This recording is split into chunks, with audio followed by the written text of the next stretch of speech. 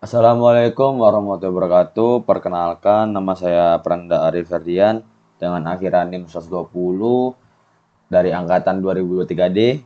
Jadi di sini saya akan menjelaskan modul 2 penyiaran 3 fase tak terkendali.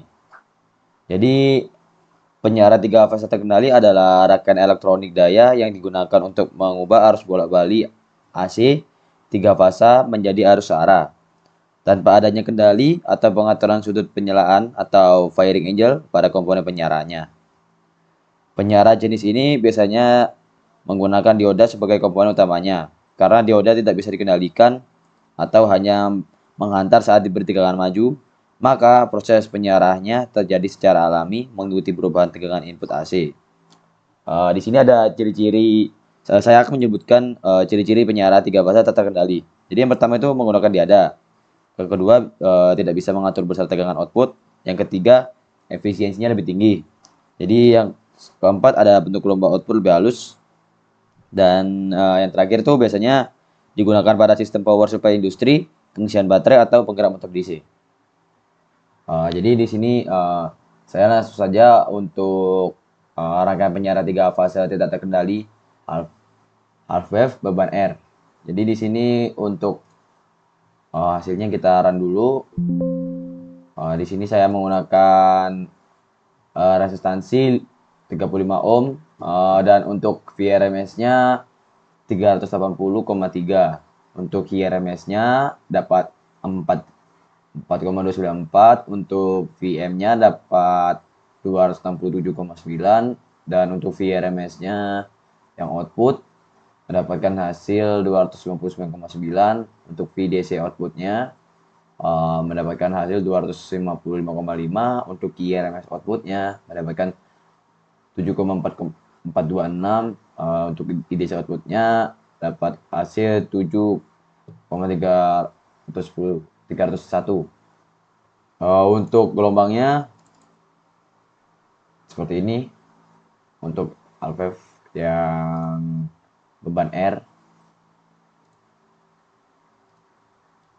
Jadi di sini saya akan lanjutkan untuk Alpef yang beban RL. Jadi untuk VRMS inputnya mendapatkan hasil 380,3. Untuk IRMS inputnya mendapatkan hasil 4,217. Untuk hasil VM outputnya mendapatkan hasil 267,9.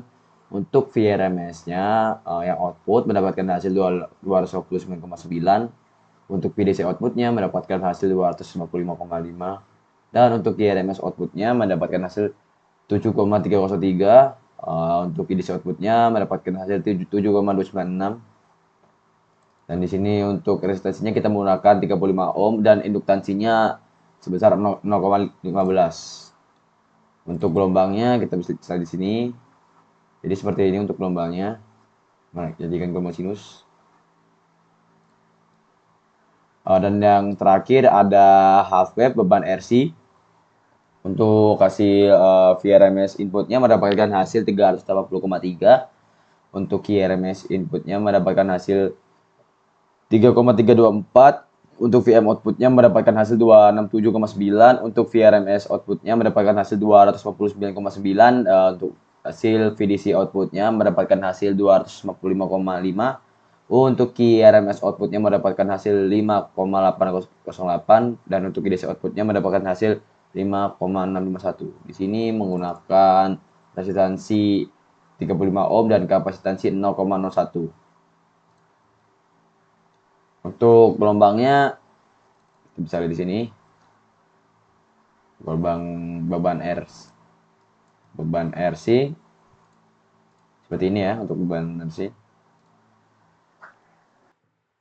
Jadi di sini yang pertama saya akan menampilkan rangkaian penyiaran 3 fase tidak terkendali full wave beban R.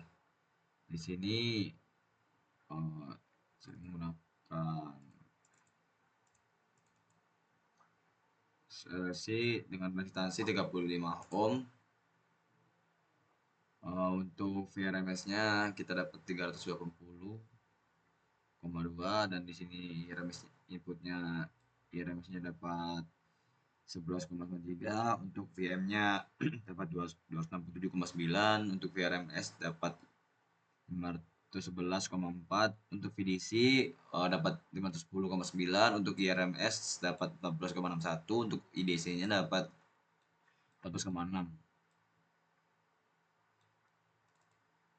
Jadi di sini untuk gelombangnya seperti ini.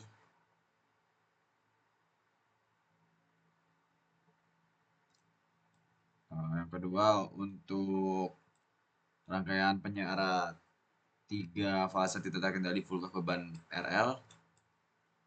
Di sini kita menggunakan resistansinya 35 ohm dengan indukansinya 0,15. Dan untuk hasilnya tidak jauh berbeda. Di sini VRMS-nya mendapatkan 380,2, untuk IRMS-nya dapat 11,91, VM-nya dapat 267,9, untuk VRMS-nya dapat 511,4, untuk VDC-nya dapat 510,9, untuk IRMS-nya dapat 14,6, untuk IDC-nya dapat 14,6. Dan untuk gelombangnya kita lihat di sini. Ya, seperti ini gelombangnya.